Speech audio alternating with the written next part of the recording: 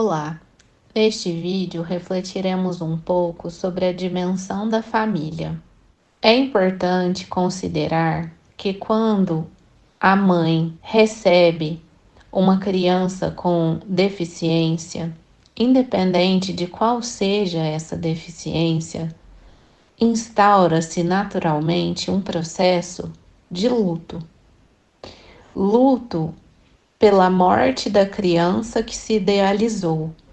Então, quando a mãe fica grávida, tem ali o processo da gestação, principalmente quando é o primeiro filho, mas independente, né, de qual seja essa gestação, existe uma idealização, né, sobre essa criança que vai chegar.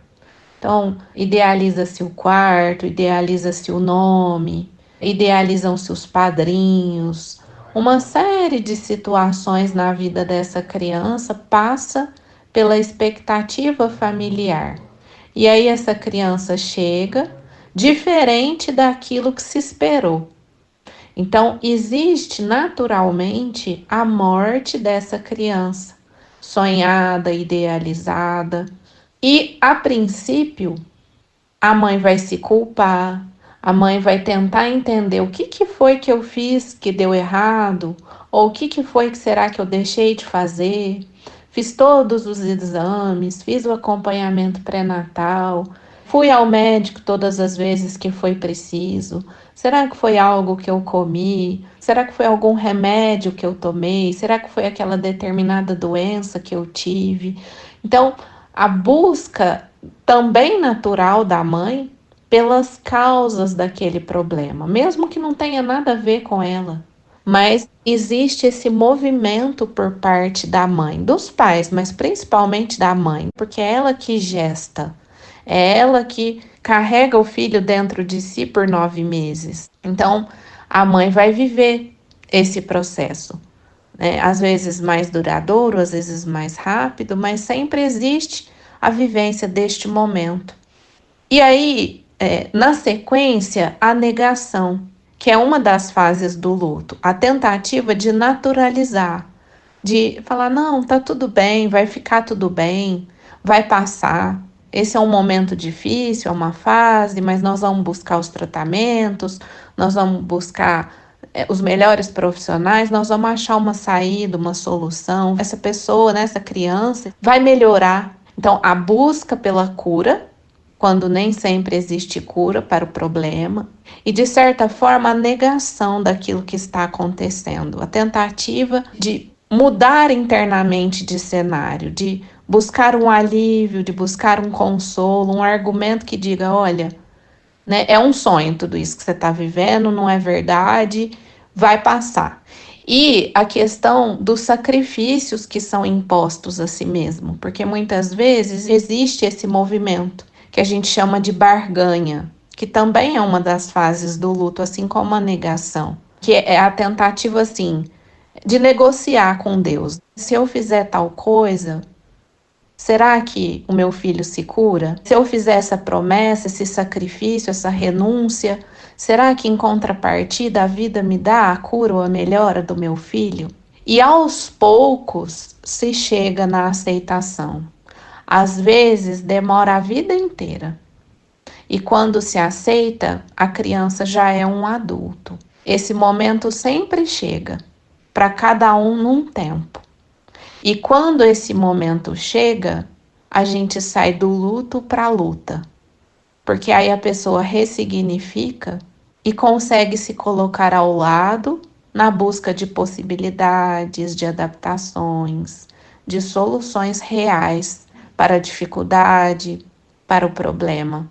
Não mais na perspectiva da cura, não mais na perspectiva de extirpar a deficiência, de negá-la, de negligenciá-la, ou até de superproteger o indivíduo, mas na tentativa de olhar para suas possibilidades reais, de reconhecer os seus limites, mas de entender que para além dos limites existem possibilidades. E quais são essas possibilidades? Então, é importante pensar sobre isso, porque quanto antes a ficha cai, quanto antes se aceita, quanto antes consegue-se, né, se colocar realmente ao lado, na trilha do caminho, mais promissor é esse caminho.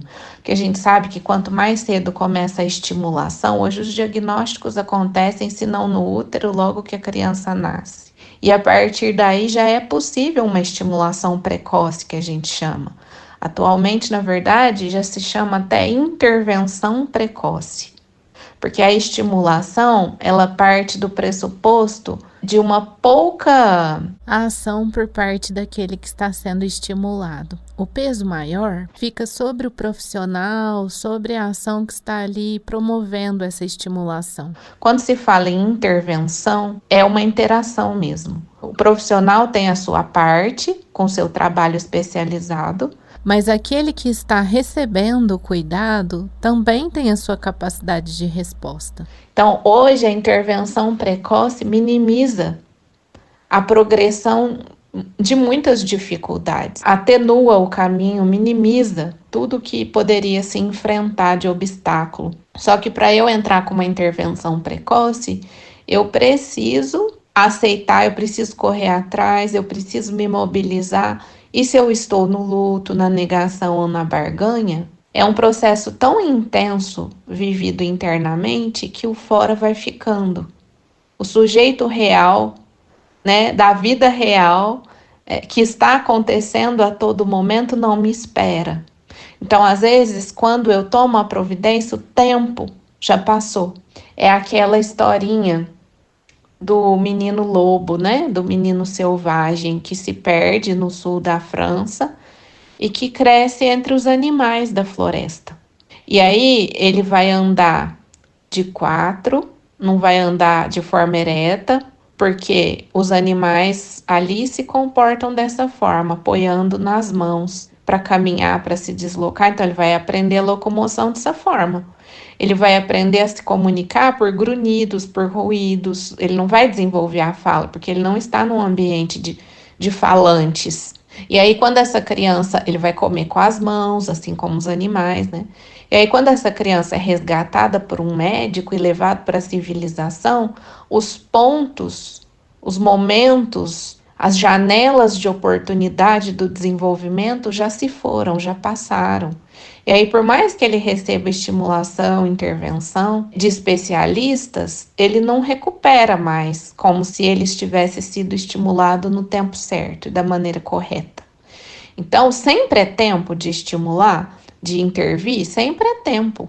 Mas se aquele ponto ótimo do desenvolvimento é perdido, as intervenções posteriores não vão ter a mesma eficácia.